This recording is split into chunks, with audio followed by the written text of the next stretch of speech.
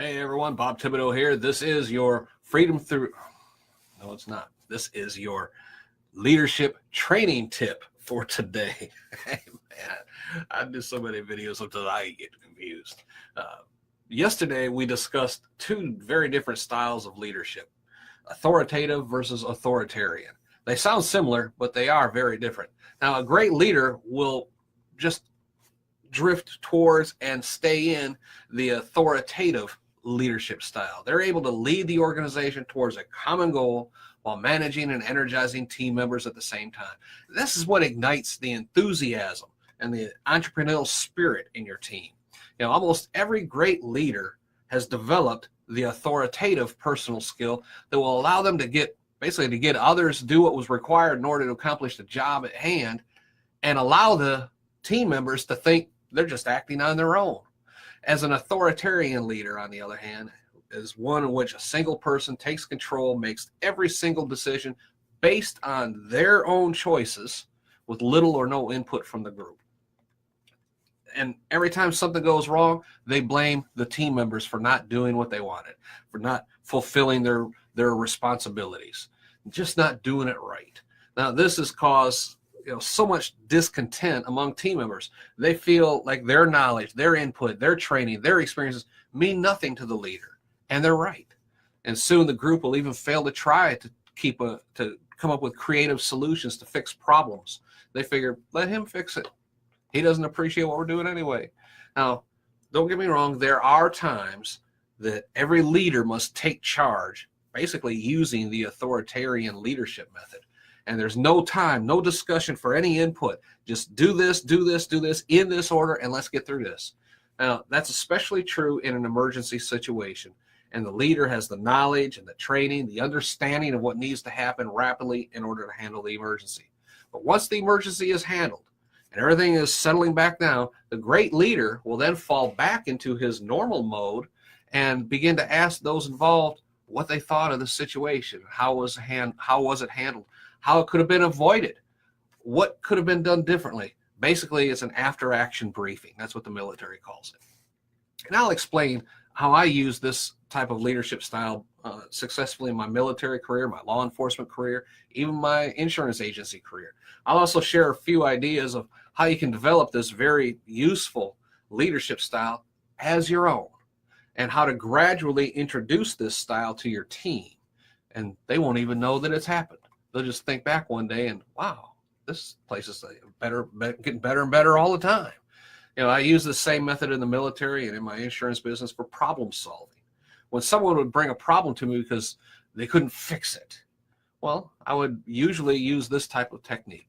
First, I'd walk them through the problem. Let's just go through this together. What is the problem? Get them to identify what the problem is.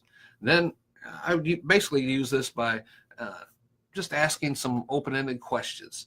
They were leading them down the path I wanted them to follow, but I wasn't going to give them the situation where they, okay, well, your problem is da, da, da, da. I wouldn't do that. I'd let them explain what the problem is so their own mind is analyzing things from different angles to come up with that answer. Soon, I could see the light come on in their eyes. They would then provide the answer to the problem. And I would usually act like, wow, that could work. I hadn't thought about that before. That type of attitude. Even though this is where I wanted to get them to, I wanted them to follow up on their idea. Let me know how it would work out.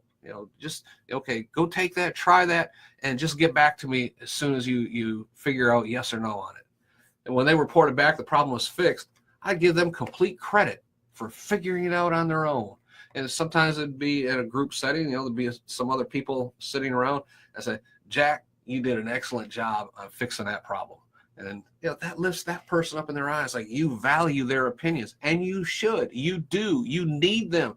You need them to understand you value their opinions and their input. And anybody can come to you at any time with a problem or situation. A great leader will always give credit for the accomplishment of the mission for the subordinates who did the work every single time. A great leader will never take credit for those things for themselves. Never. Do not do that. Even if your supervisor, you're in a supervisor's meeting or a department meeting, and they come to you, Bob, that was outstanding. Your department did such a great job in there. And so, well, thank you, sir. Well, I appreciate that. No. What you are expected to do in the eyes of your superiors is to give all the credit to your people. They're looking at that. And if you start bragging on everything, your value just diminished in their eyes. When someone says, I really appreciate what you did on that worked great. You're doing a great job. So I appreciate that, sir. But really, it wasn't me. It was my team that was doing everything. Matter of fact, so-and-so came up with the idea for how to solve that problem. Give that person credit in their eyes.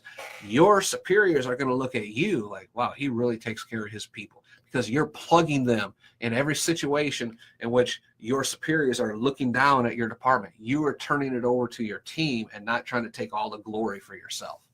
But a great leader at the same time will accept the blame for everything that goes wrong and will not blame his team. That is probably even more important than the other one. Do not ever put the blame on your team. Bob, I don't know what you guys did down there, but whatever it is, this total thing is screwed up. What are you doing down there?